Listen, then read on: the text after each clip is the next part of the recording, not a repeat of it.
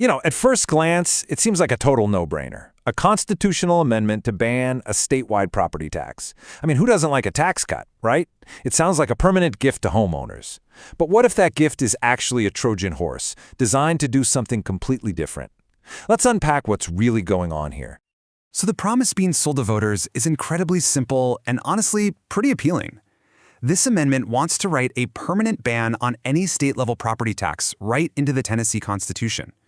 It's being framed as the ultimate shield for property owners, protecting them forever. A simple, powerful promise. Okay, and this is where the story takes a really sharp turn. This whole promise to ban a tax, well, it runs into one very, very strange fact. Tennessee doesn't have a statewide property tax. It hasn't for a long, long time. So if we're banning a tax that isn't even there, what is this amendment really trying to do? Yeah, you see that right. The last time Tennessee actually had a state property tax was before the Korean War, before Elvis Presley even cut his first record. It was repealed way back in 1949. We're talking over 75 years ago. So this isn't about protecting a tradition, it's about something else entirely. Banning a phantom tax solves a ghost problem, but it creates a very real one. And that brings us to the real point of this whole thing. It's not about today's taxes at all. It's about removing a critical safety valve for the future. The real goal here is to set what some analysts are calling a fiscal trap, and it's specifically designed to catch Tennessee's county governments in a crisis they just can't escape. The way this trap works is by creating something called revenue rigidity. Think of it like putting the state's budget in a fiscal straitjacket. By constitutionally banning the option of a stable property tax, the state is forced to rely almost completely on sales tax. And sales tax, well, it's super volatile. It absolutely tanks during a recession. This move takes away the one flexible tool the state has to respond to a crisis without making huge, painful cuts. And here's exactly how that trap springs shut. First, a big recession, or maybe a natural disaster hits. Then, state sales tax revenue just collapses. Now, because the state is constitutionally forbidden from using a property tax to fill that gap, it has to cut its budget. And guess what's often first on the chopping block? State aid to local governments. For a lot of counties, that aid is a lifeline, and without it, they are immediately facing insolvency. So that's the mechanism, right? But what happens when that trap actually springs shut in the real world? Well, it sets off a domino effect. It's like a slow-moving catastrophe that's engineered to fall hardest on Tennessee's most vulnerable rural counties, threatening literally everything from their 911 dispatch to the local schools.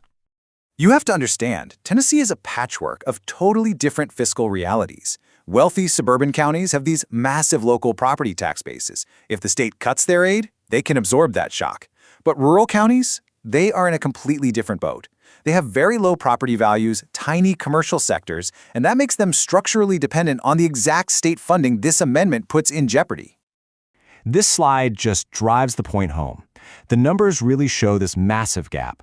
In Williamson County, the average property value per person is over $333,000. In rural Lake County, it's just $68,000. Now look at what a tiny 1-cent tax increase brings in. Williamson gets almost $200,000. Lake County? Less than $8,000. They just don't have the capacity to make up for those lost state funds. It's not even close. And if you want to see that dependency in sharp focus, look at this. Let's talk about a critical service, roads. The highway fund in Lake County is almost entirely subsidized by the state. Local taxes? They contribute just 1.5%. A staggering 98.5% comes from state aid.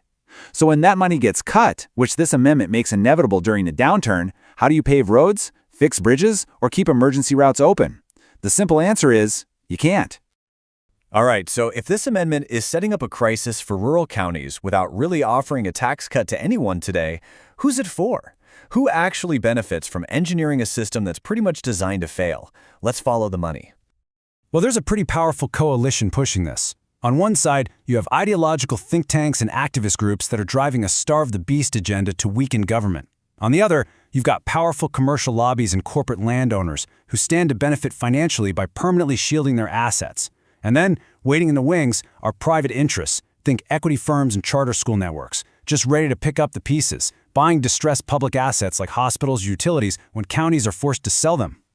And this gets to maybe the most profound irony of this whole situation, which the source material captures perfectly. The very amendment being sold as a way to protect you from property taxes actually creates a crisis that will force the poorest counties to dramatically hike their local property taxes just to keep the lights on and the sheriff's department funded. Which really just leaves us with this final question. Is this amendment really about saving you a few bucks on a tax that doesn't even exist?